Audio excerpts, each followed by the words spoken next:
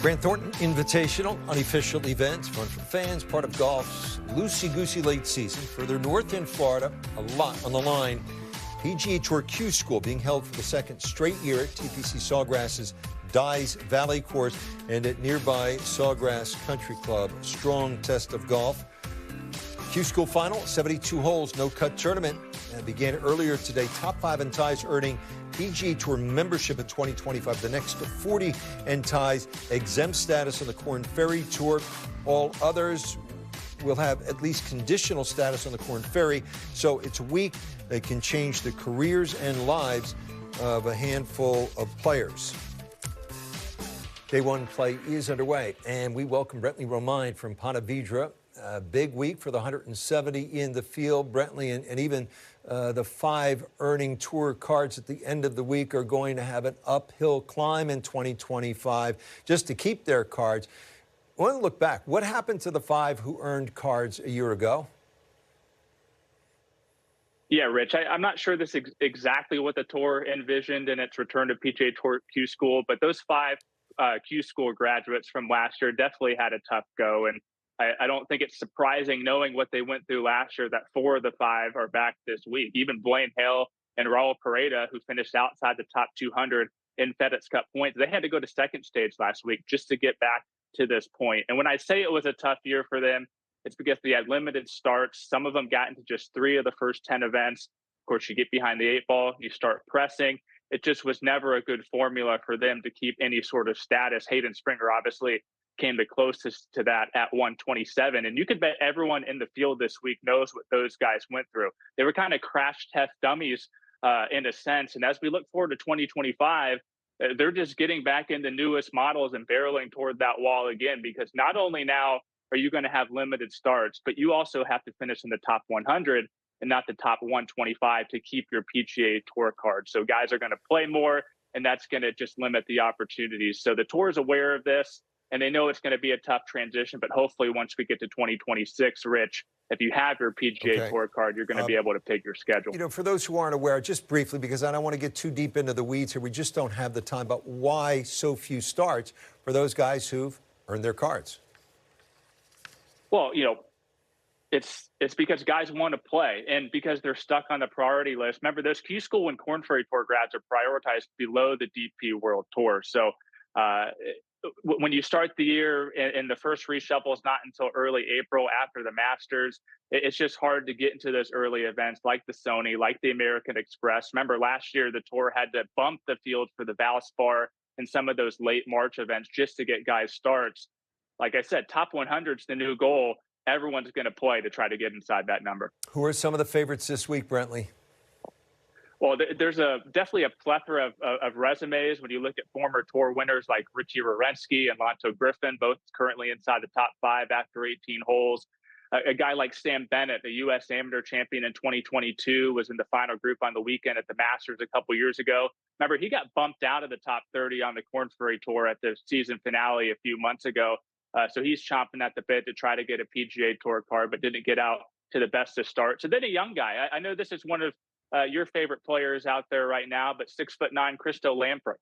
You know, he had a kind of an injury-riddled NCAA championship, was in and out of the lineup, played on the Korn Ferry Tour, missed a bunch of cuts, doesn't have any status on the Korn Ferry Tour as we look forward to next year. So he's among the crop, you know, hopefully with the new swing change that he's been working on to try to alleviate some back pain, he's going to be, you know, definitely aiming at that top 40 in ties to get some sort of full and guaranteed Korn Ferry Tour start for 25. How about a good underdog story?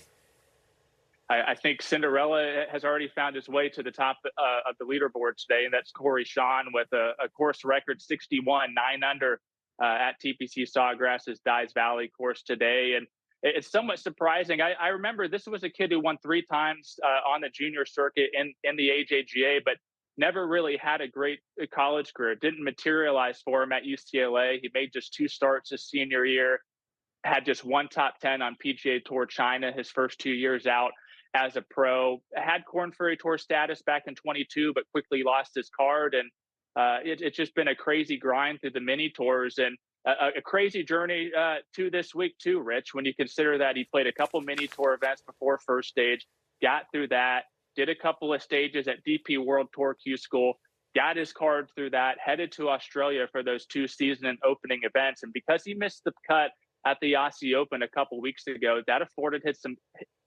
him some time to make it back to the U.S. for second stage last week.